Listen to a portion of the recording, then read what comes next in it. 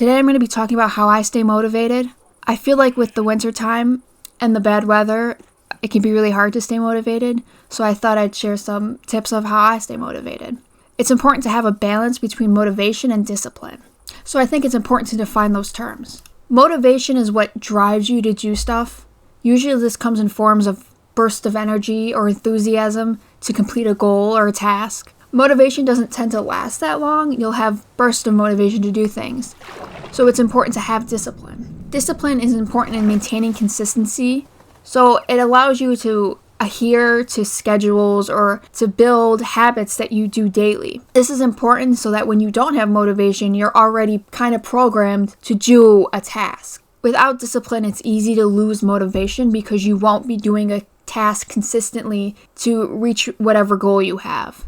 So the way to build up motivation and discipline is to set small, manageable goals. So you're going to have an overall goal, and then you want small steps to reach the bigger goal. This is done by building up habits. You also want to build up habits reasonably. So if your goal is to get fit or to get healthier through exercising, you're not going to start exercising every day for 2 hours. If you're not exercising at all, it's not realistic to then start exercising 2 hours every day. Small steps at a time. So you can either maybe exercise for 10-15 minutes every day, or break it up every other day, smaller bits every other day. So once you get used to exercising 10 minutes every day, then you bump it up to 20. And you just continue doing that until you reach your overall goal, which might be to exercise an hour every day, or to maybe just build up an exercise habit in general. The next thing you need to do to build up motivation and discipline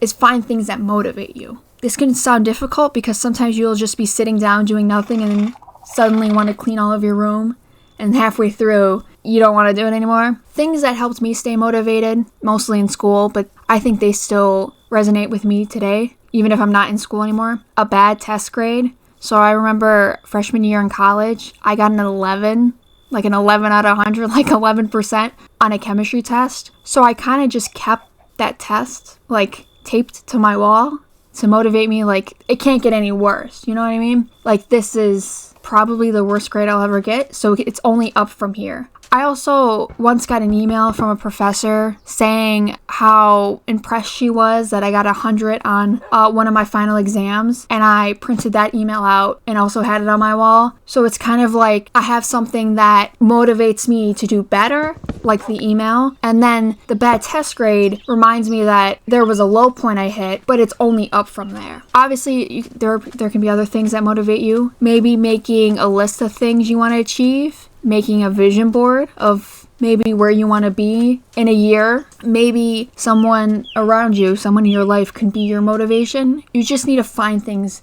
that motivate you. And once again, motivation isn't going to be consistent. That's why you need discipline. That's why you need to build up, the small habits, doing something 5 minutes, 10 minutes every day, and then slowly building it up to get to a point where you're happy with it. You always have to remind yourself that these things take time. You also need to focus on the positives. So don't think too much about setbacks. You're going to lose motivation. Maybe you built up a habit of doing something every day for 10 minutes, and then one day you don't do it for 10 minutes, and now you're upset because, well, I was consistent with it for however many days. It's okay, like, setbacks are naturally going to happen. Just think about the progression. It's important to prepare for when you lose motivation. Obviously, you want strong discipline.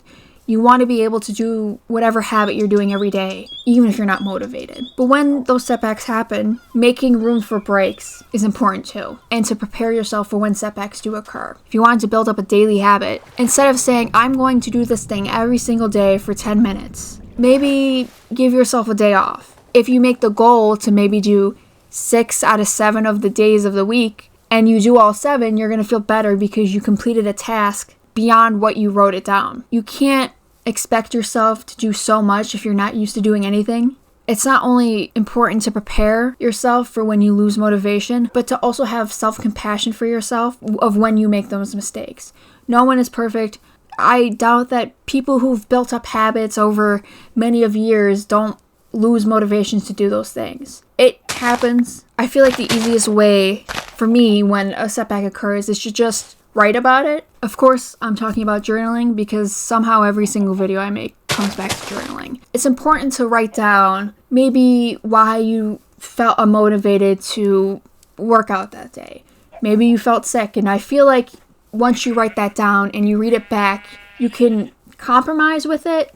If you felt sick, that is a valid excuse to not work out. It's also important to reward yourself when you reach those small goals.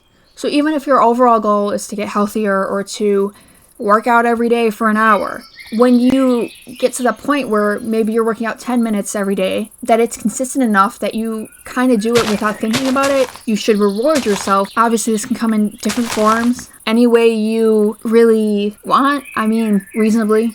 I feel like most rewards can maybe be like buying yourself something or buying food in some capacity. Maybe that can even be your motivation to build up discipline, is to have a reward at the end of whatever small goal. So if I work out 10 minutes every day and I build it up consistently where I don't even really think about it, and I can go up to like 15 minutes or 20 minutes, I can buy this thing I want. And I feel like I talked a lot about, all my examples were physical things, like working out. I think it's important to also talk about mental struggles. Maybe the struggle of having to do work.